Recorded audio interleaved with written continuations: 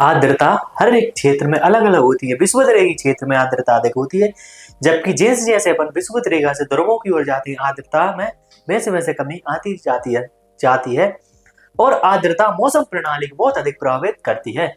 तो हेलो, तो मेरा नाम है राम कुमार सोनी। मैं आज आपको पढ़ाऊंगा कक्षा 10 का चैप्टर का नाम है वायुमंडल में आर्द्रता, वायुमंडल में जल। इसमें अपन पढ़ेंगे आर्द्रता एवं इसके प्रकार। आर्द्रता क्या होती है एवं इसके क्या क्या प्रकार होते हैं। सबसे पहला क्वेश्चन ये बनता है कि आर्द्रता क्या होती है। तो आर्द्रता का मतलब हुआ कि जल में उपस्थित, आर्द्रता का मतलब हुआ वायु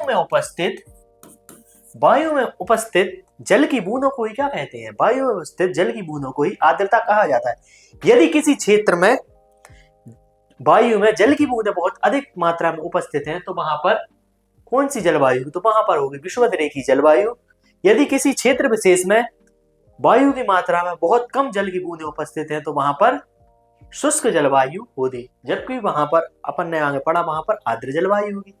इसमें अपन देखते हैं वायुमंडल में उपस्थित जलवाष्प को वायुमंडल की आर्द्रता कहते हैं। अब जो वायुमंडल में जलवाष्प है, अब जलवाष्प कैसे गई वायुमंडल में, अधिक ऊष्मा के कारण, वाष्पीकरण के कारण, जल बॉडी के द्वारा वाष्पीकरण एवं पौधों द्वारा जो वाष्पोत्सर्जन होता है उसके द्वारा जो वायुमंडल में आर्द्रता पहुंची, उसी आर्द्रता को अपन दूसरा रूप कह सकते हैं, दूसरे रूप में जलवाष्प कहते हैं। जलवाष्प को ही आर्द्रता कहा जाता है। आर्द्रता को ग्राम प्रति घन मीटर में मापा जाता है। आर्द्रता का मेजरमेंट ग्राम प्रति सेंटीमीटर क्यूब में किया जाता है। यह कैसी, यह निरपेक्ष स्थिति में आर्द्रता का मेजरमेंट किया जाता है। वैसे आर्द्रता का मेजरमेंट हमेशा विशिष्ट आर्द्रता के रूप में किया जाता है। क्यों?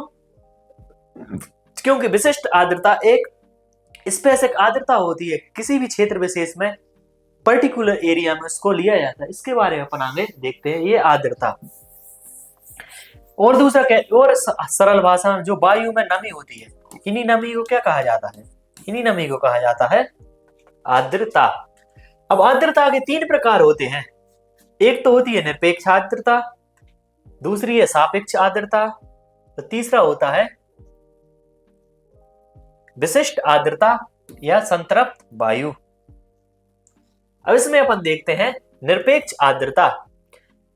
इसका क्या सूत्र है, वायु की प्रति इकाई आयतन में विद्यमान जलवाष्प की मात्रा को निरपेक्ष आर्द्रता कहते हैं। निरपेक्ष मतलब होता है एब्सोल्यूट।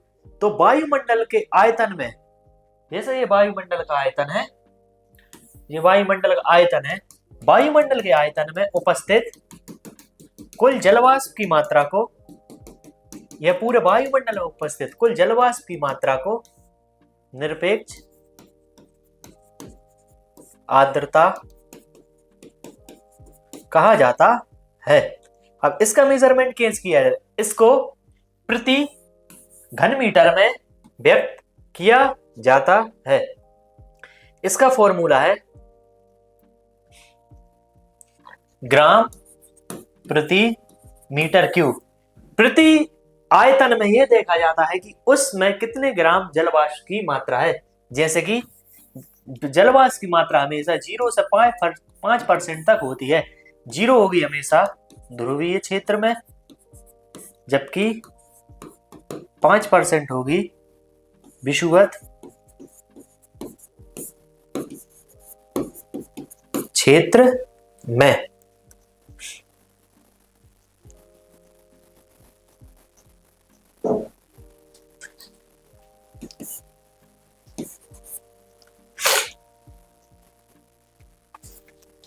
अब दूसरे नंबर पर आती है विशिष्ट आर्द्रता। अब विशिष्ट आर्द्रता क्या होती है, वायु के प्रति इकाई भार में जलवाष्प के भार को विशिष्ट आर्द्रता कहते हैं। अब अपन ने तो इसमें देखा था, निरपेक्ष आर्द्रता में देखा था कि वायुमंडल, समस्त वायुमंडल में जो विद्यमान है आर्द्रता उसको कहेंगे पर निरपेक्ष आर्द्रता। जबकि सापेक्ष आर्द्रता में देखा जाता है कि वायु के प्रति इकाई भार में जलवाष्प का भार, जैसे कि यहां पर कोई छोटी सी जलवायु है, इसमें देखा जाएगा कि कितने अणु जलवाष्प के हैं। इसी को अपन विशिष्ट आर्द्रता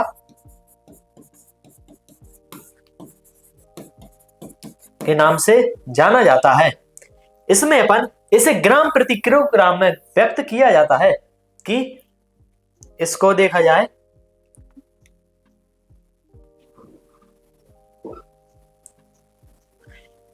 ग्राम प्रति किलोग्राम। यहां एक इस छोटे से एरिया में 1 किलोग्राम में कितने परसेंट जलवाष्प है। जैसे कि यहां पर 1000 किलो 1 किलोग्राम में 1 किलोग्राम में यहां पर 100 ग्राम जलवाष्प है। तो ऐसे क्या करेंगे, 100 ग्राम जलवाष्प, 100 ग्राम को किलोग्राम को ग्राम में बदलेंगे। तो अपन क्या देखेंगे कि इस छोटे से एरिया में 0.1 ग्राम जलवाष्प है। इसको इस रूप में मेजरमेंट किया जाता है। अब है सापेक्षिक आर्द्रता। तो सापेक्षिक आर्द्रता मतलब होता है, सापेक्ष मतलब होता है तुलना करना, किसी एक वस्तु की दूसरी वस्तु से तुलना करने को ही सापेक्ष बोला जाता है। अब आर्द्रता की तुलना करेंगे। इसमें देखता है किसी भी तापमान पर वायु में उपस्थित जलवाष्प तथा उसी तापमान पर उसी वायु की जलवाष्प धारण करने की क्षमता के अनुपात को सापेक्षिक आर्द्रता कहते हैं। तो वायु में उपस्थित अभी जो जितना तापमान है, जैसे 20 डिग्री सेल्सियस तापमान है, उसमें उपस्थित वायु और तापमान बढ़ाने पर जैसे 30 डिग्री सेल्सियस बढ़ा दिया तो उसमें और कितनी वायु आ सकती है। जैसे कि सापेक्ष आर्द्रता को, जैसे एक क्षेत्र है, एक क्षेत्र है, इसमें जलवाष्प के 50 अणु हैं और इसकी कैपेसिटी है 100 अणु की, और इसमें है सिर्फ, इसमें पूरा भरा है, इसमें 100 अणु की जगह है और 100 ही अणु है। तो अपन इसमें देखा जाएगा सापेक्ष आर्द्रता में कि किसी भी तापमान पर वायु में उपस्थित जलवाष्प की मात्रा, अब वायु में उपस्थित जलवाष्प कितनी है, वायु में उपस्थित जलवाष्प है 50 तथा उसी तापमान पर वायु की जलवाष्प धारण करने की क्षमता इसके पास 50 है तथा उसी तापमान पर जलवाष्प को धारण करने की क्षमता यह 100 जलवाष्प धारण कर सकती है। तो इसे कहेंगे सापेक्षिक आर्द्रता।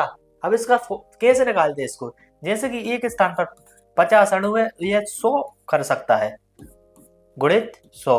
तो अपन क्या देखेंगे कि उस क्षेत्र विशेष में 50% आर्द्रता पाई जाती है और इसमें 100/100 गुणा 100। तो मतलब यदि मान 100% आ जाता है तो वायु संतृप्त है। इसका फॉर्मूला क्या है, निरपेक्ष आर्द्रता बटे आर्द्रता की सहन शक्ति 100 गुणा 100, कि उसमें कितनी निरपेक्ष आर्द्रता है और कितनी आर्द्रता को वह ग्रहण कर सकती गुणा 100, इसको अपन कहते हैं सापेक्षिक आर्द्रता। अब संतृप्त वायु, संतृप्त वायु मतलब होता है कि किसी भी क्षेत्र में, जैसे कि जब किसी भी क्षेत्र में जलवाष्प की मात्रा पर्याप्त हो जाती है और वहां पर वाष्पीकरण नहीं हो सकता, ना ही उस वायु में जलवाष्प की उच्च मात्रा आ सकती है, इसी को अपन क्या कहेंगे, इसको अपन कहेंगे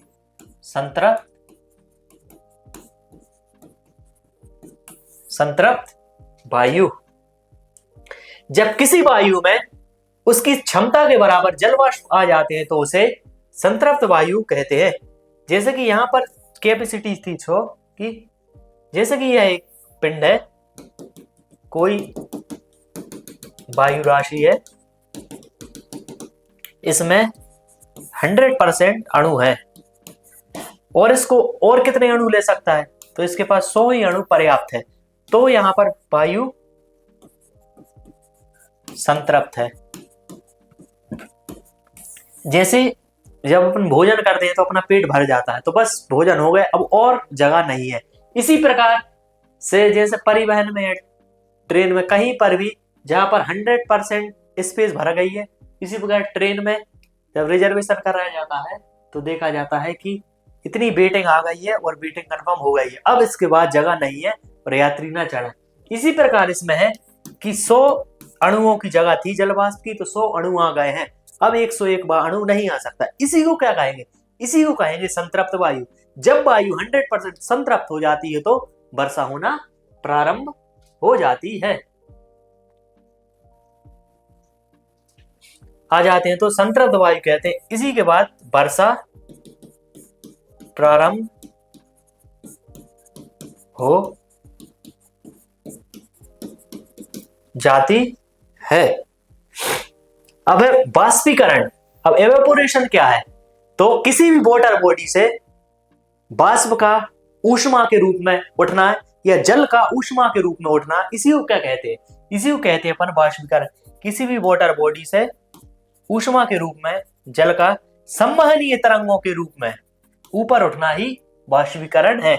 जल के तरल से गैसीय अवस्था में परिवर्तन होने की प्रक्रिया को ही बाष्पीकरण कहते हैं। जब यह तरल से या वाष्प में बदल जाता है तो इसको कहा जाएगा बाष्पीकरण। बाष्पीकरण किन बातों पर निर्भर करता है? बाष्पीकरण की मात्रा तापमान, विस्तार तथा पवन का वेग आदि पर निर्भर करती है। अब तापमान पर कैसे निर्भर करेगा?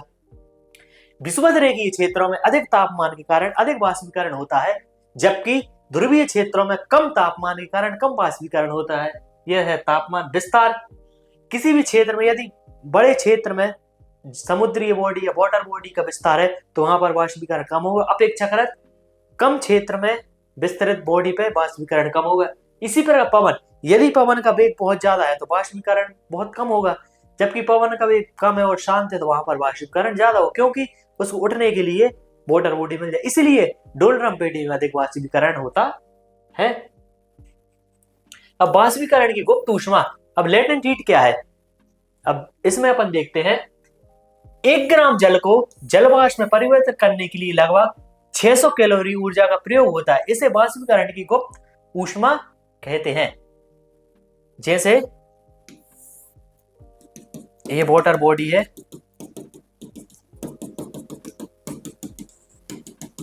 ये वाटर है, यहां से सन रेज इस वाटर बॉडी तक आए। अब इन सन रेज को जितने 1 ग्राम, जैसे कि यह 1 ग्राम वाटर बॉडी को गर्म करने में यहां पर 600 कैलोरी, अब गर्म किया इसने, इसको 600 कैलोरी की आवश्यकता है। इस 600 कैलोरी गर्म होकर ये वाष्प ऊपर उठ गई। ये जब ये ऊपर उठेगी तो संघनन के बाद यहाँ पर बादल का निर्माण होगा, यहाँ पर वर्षा प्रारंभ हो जाएगी। इसमें यही कहा गया कि 1 ग्राम जल को वाष्प में परिवर्तन करने के लिए लगभग 600 कैलोरी ऊर्जा का प्रयोग होता है। इसे बाष्पीकरण की गुप्त ऊष्मा लेटेंट हीट कहते हैं। जैसे इस किरण को इस छोटे से क्षेत्र को गर्म करने के लिए कितनी कैलोरी लगी? 600 कैलोरी की आवश्यकता है। यही जब ऊपर जाएगी तो इसी से बादल बनेगी। इसी को क्या कहेंगे? इसी पूरी प्रोसेस को कहते हैं गुप्त ऊष्मा। अब है संघनन। अब संघनन क्या है? जब जलवाष्प की बूंदें ठंडा होकर बारिश की बूंदों में बदल जाती है तो उसी को क्या कहते हैं? संघनन। जल की गैसीय अवस्था के तरल या ठोस अवस्था में परिवर्तित होने की क्रिया को संघनन कहते हैं। जैसे ओस, तुषार, कोहरा और बादल संघनन के ही रूप है। यह वाटर बॉडी से, ये जमीन है, यह वाटर बॉडी, यहां से वाष्प के रूप में, गुप्त ऊष्मा के रूप में जलवाष्प ऊपर गई। अब यह इतने ऊपर तक चली गई कि यह, अब अपन जानते हैं कि ऊपर जाने की दर क्या है? 6.5 डिग्री सेल्सियस। 1 किलोमीटर पर 6.5 डिग्री सेल्सियस में कमी आ जाती है। तो यहाँ पर जाते जाते यहाँ पर संघनन हुआ, यहाँ पर बादल बन गए। अब ये बादल कैसे बने? वायु ऊपर गई तो वायु ऊपर जाकर जलवाष्प ठंडी हुई। ठंडी होने से यहाँ पर जो आर्द्रता ग्राही नाविक थे, इनमें यह वायु चिपक गई। अब यह चिपक गई, जब यह और इतना अधिक संघनन हो गया कि यह भारी हो गई। जब भारी होकर यह गुरुत्वाकर्षण बल के साथ नीचे आ गई। इसी को क्या कहेंगे? इसी को कहेंगे संघनन। अब संघनन के विभिन्न रूप हैं, जैसे कि ओस, तुषार, कोहरा और बादल, ये सब संघनन के ही रूप हैं। अब संतृप्त क्या है? किसी भी वायु का 100% 100% सापेक्ष आर्द्रता वाली वायु संतृप्त होती है, जिसके बारे में अपन ने पढ़ा था कि यदि सापेक्ष आर्द्रता 100% है और उसमें और जलवाष्प नहीं आ सकती तो वायु कैसी हुई? संतृप्त। संतृप्त वायु के बाद ही बारिश स्टार्ट हो जाती है। अब ओसांग क्या है? अब ओसांग का मतलब होता है जिस तापमान पर वायु संतृप्त हो जाती है उसी को उष्णांक वायु कहते हैं। लेकिन शर्त है कि उष्णांक का वायु वहां 0 डिग्री से अधिक होना चाहिए। उष्णांक का मतलब क्या है कि जैसे कि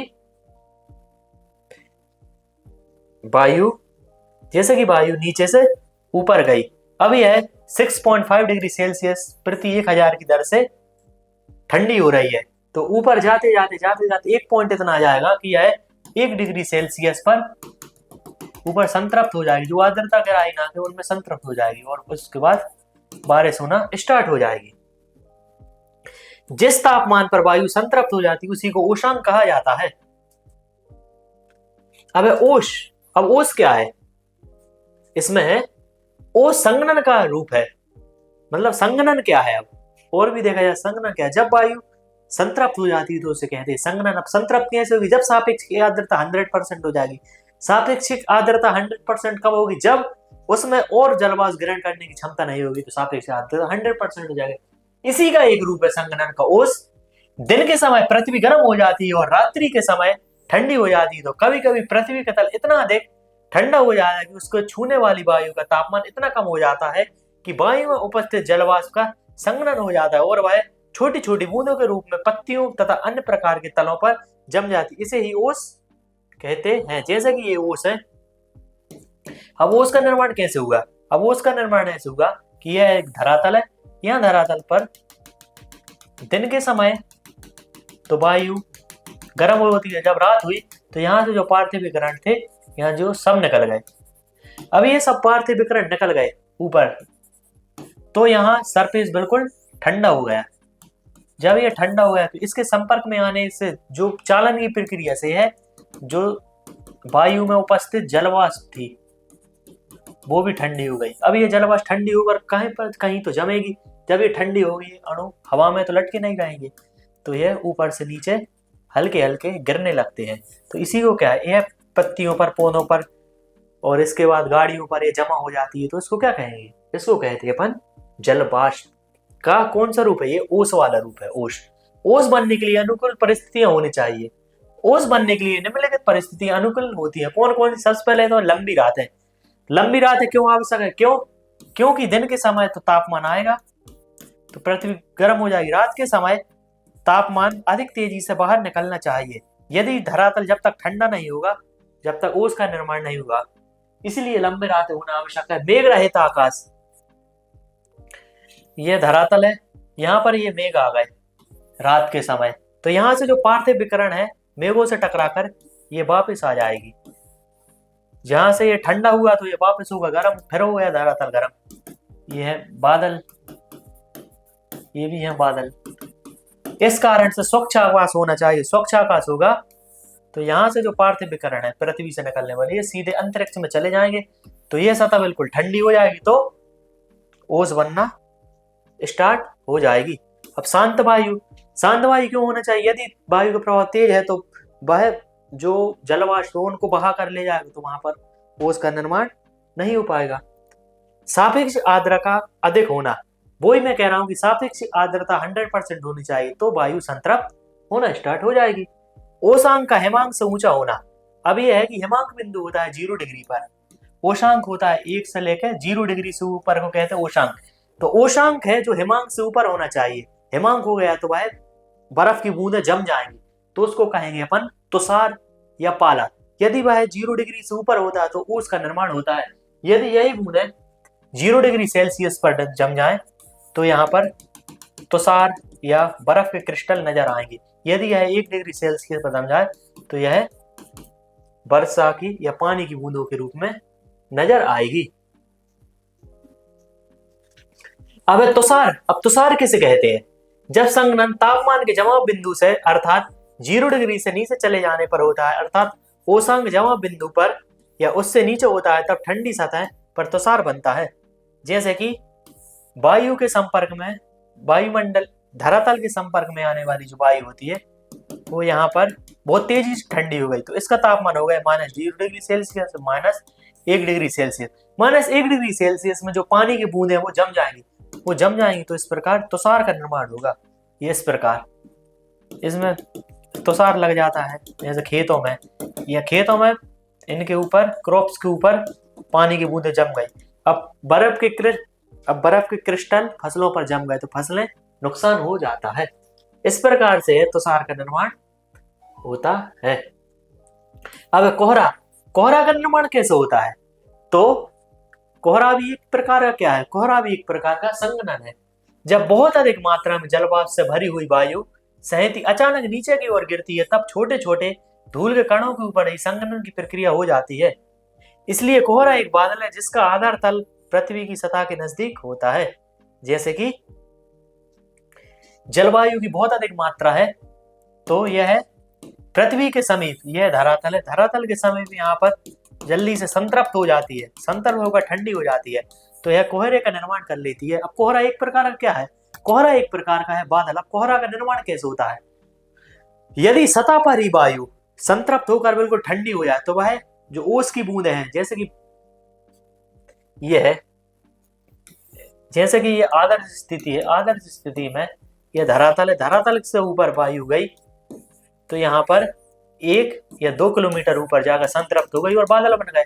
लेकिन कभी कभी ठंडों में धरातल इतना अधिक ठंडा हो जाए कि यहाँ से थोड़ी वायु गई और यहीं पर संतृप्त हो गई, संतृप्त होकर कोहरा बन गया। अब यह कोहरा क्या काम करेगा? यही कोहरा तो क्या कहलाएगा? यही कोहरा तो क्या है? जलवाष्प है। इसी जलवाष्प के ठंड होने से क्या बन गया? कोहरा बन गया। इसी को, यही क्या है? कोहरा एक प्रकार का बादल है। जब संघनन जमीन की सतह पर ही हो जाता है उसे कहेंगे अपन कोहरा। इसके बाद कोहरा और कुहासा में अंतर।